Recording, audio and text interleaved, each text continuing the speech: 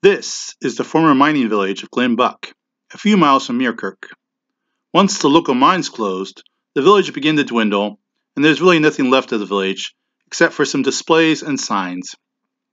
But it is a fascinating site and a lovely setting, and worth a visit if you're in the area.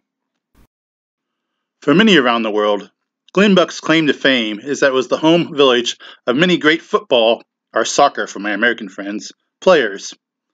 For such a small mining town, it produced many very talented players. The local team was called the Cherry Pickers.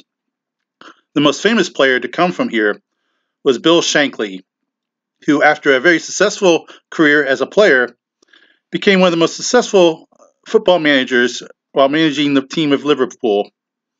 Many Liverpool fans come from around the world to visit the spot. But as interesting as all that is, I did not come here because of football. I will let others tell that wonderful story. I am here because of something else that now stands in this ruined village. Like most villages, Glenbuck had a church. One that records show was very well attended up until the time the mines were closed. This is a monument to that no longer existing church. It features a stone taken from the church. Prominently carved into that stone is a picture of a burning bush. It is this symbol I want to talk about.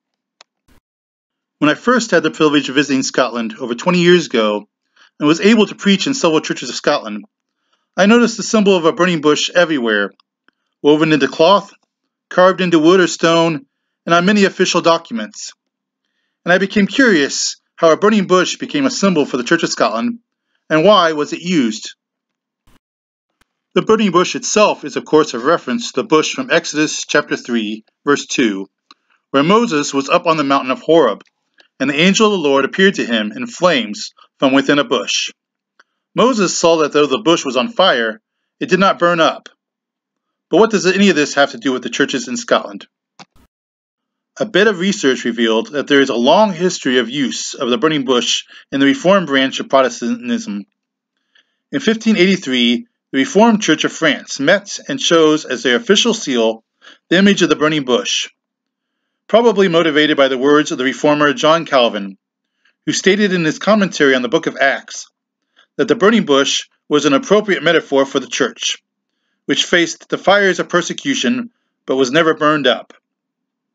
Its use by the Church of Scotland came about when, on his own initiative, George Mossman, who was assigned to print material for the Church of Scotland in 1691, chose to use the image of a burning bush on the title pages of his documents. Mossman's design was fairly identical to the one still in use today, with words in Latin which loosely translate mean, "Yet it was not consumed." The image became the unofficial symbol of the Church of Scotland, appearing in various forms in many churches. It was not until 1958 that the symbol was registered as an official emblem of the Church of Scotland.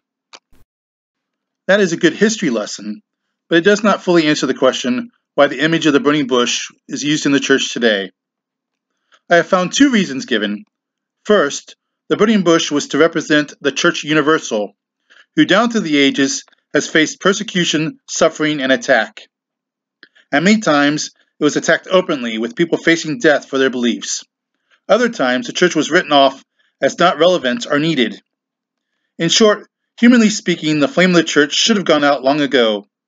But as Jesus himself said, the very gates of hell cannot prevail against his church. And that is the first thing that the symbol of the burning bush is said to represent. The people of God still exist. Like the bush, the church has not been consumed. The second reason given for the symbol is to remind people of the presence of God. During the time of Moses, things looked bleak for the Jews. There seemed to be no real hope. And then God spoke to Moses. Making use of a bush that was on fire, yet not burning up, God was able to get Moses' attention and revealed his presence to him.